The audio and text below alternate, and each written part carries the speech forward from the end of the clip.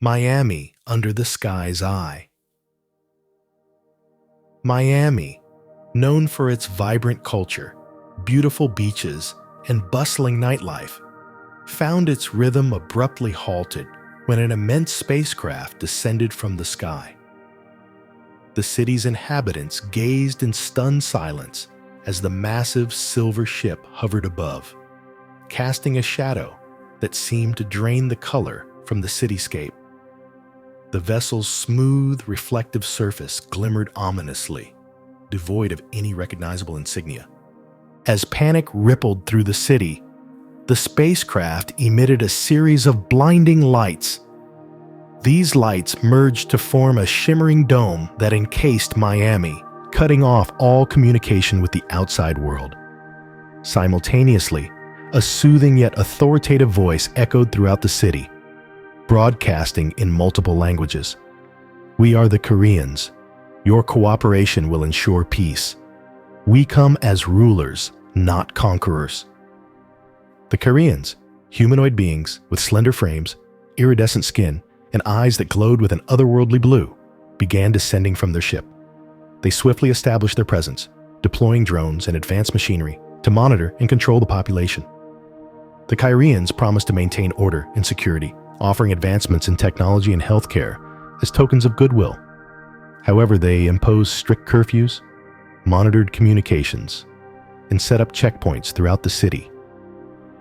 Miami's once lively streets became quiet and subdued under the watchful eyes of the Kyrians.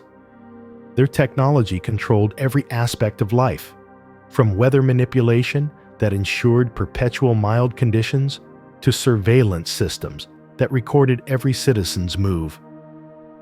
The Kyrians enforced a rigid societal structure, silencing dissent and promoting propaganda that portrayed their rule as benevolent. Despite the supposed benefits, such as cures for previously untreatable diseases and the eradication of crime, the citizens felt suffocated. Cultural expressions were suppressed. Music, art, and celebrations were heavily censored, as the Kyrians deemed them potential sources of rebellion. The vibrant energy that once defined Miami dulled into a state of quiet resignation.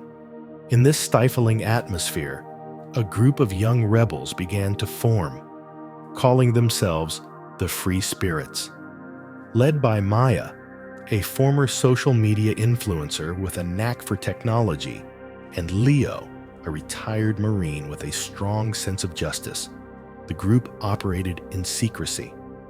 They communicated using old analog technology, which the Kyrians overlooked as obsolete. The Free Spirits aimed to gather intelligence on the Kyrians and find a way to disrupt their control. They conducted covert operations, such as hacking into Kyrian communication channels and sabotaging their equipment. Through these actions, they discovered that the Kyrians' power was deeply linked to the dome that enveloped the city, which not only served as a physical barrier, but also as an energy source that enhanced the aliens' abilities. During one of their missions, the Free Spirits stumbled upon an old, abandoned subway tunnel that had been forgotten for years. They decided to use this tunnel as their base of operations, away from the prying eyes of the Kyrians. While exploring deeper into the tunnel system, they found something extraordinary, an ancient hidden chamber with carvings and artifacts that hinted at a previous alien visitation to Earth. Among the artifacts was a relic that seemed to resonate with Kyrian technology. Maya theorized that this relic could be a key to disrupting the Kyrians' control over the dome. The group decided to investigate further, hoping to uncover the secrets of this ancient alien presence and find a way to use the relic against their oppressors. As the Free Spirits continued their resistance, the Kyrians intensified their efforts to crush dissent. They deployed a special unit of enforcers, highly trained and equipped with advanced technology, to hunt down the rebels. These enforcers, known as the Guardians, possessed enhanced physical abilities and were skilled in tracking and combat. The situation grew dire as the Guardians began closing in on the free spirits. However, the group's activities had not gone unnoticed. Other resistance cells emerged across the city, inspired by the free spirits' courage. A loose network of rebels, consisting of former military personnel, hackers, and ordinary citizens, began to form. They shared information and resources, creating a united front against the Kyrian occupation. One night, a covert meeting was held in the subterranean base where representatives from various resistance cells gathered. They devised a plan to take down the Kyrians' energy source, the dome, using the ancient relic they had discovered. The plan was risky and required precise coordination, but it was their best chance to free the city. The day of the operation arrived.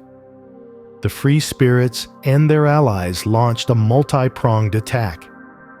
While some members created distractions across the city, others infiltrated key Kyrian facilities. Maya, Leo, and a small team took the relic to the dome's control center, hidden beneath a Kyrian outpost. As they reached the control center, they encountered fierce resistance from the Guardians. A tense battle ensued, with the rebels using their limited resources and wits against the superior Kyrian technology. Despite the odds, the free spirits managed to activate the relic. A powerful surge of energy disrupted the dome's stability, causing it to flicker and weaken. At that moment, a massive Kyrian ship descended from the sky, threatening to retaliate with overwhelming force. Just as hope seemed lost, an unexpected ally emerged. A small group of Kyrians who had been living secretly among the humans revealed themselves. These Kyrians, who had long disagreed with their leader's methods, sided with the rebels and used their knowledge to help disable the Kyrian ship. With the dome down and the Kyrian ship disabled, communication with the outside world was restored. The U.S. military, along with international forces, quickly mobilized to aid in the liberation of Miami. The Kyrians, facing resistance from both humans and their own dissenters, retreated from the city, leaving behind chaos and confusion. As the Kyrians withdrew, the people of Miami began to emerge from their fear-induced silence. The city erupted in celebration, reclaiming the streets with music, dance, and expressions of freedom. The free spirits and their allies were hailed as heroes, and the story of their bravery spread far and wide. However, the aftermath was not without challenges. The city bore the scars of occupation, and the process of rebuilding and healing was daunting. The ancient chamber discovered by the free spirits attracted the attention of scientists and historians, eager to study the relics and learn more about the previous alien visitations. Maya and Leo, along with what other leaders of the resistance, took on new roles in guiding the city's recovery. They worked to ensure that the lessons learned during the occupation would not be forgotten, and that the city's newfound unity and resilience would continue to grow. Months after the liberation, Miami had begun to recover. The city's vibrant culture was alive once more, and the people were more united than ever. The experience of living under alien control had taught them the value of freedom and the importance of standing together against oppression. The Kyrians had vanished, but their legacy remained in the form of the advanced technology they left behind. While some feared the return of the aliens or the arrival of others like them, the people of Miami focused on the future. They vowed to use the knowledge and technology gained to build a better, more resilient society. And so Miami, once a city under alien rule, emerged stronger, a beacon of hope and defiance in a world that had glimpsed the unknown and faced it with unwavering resolve.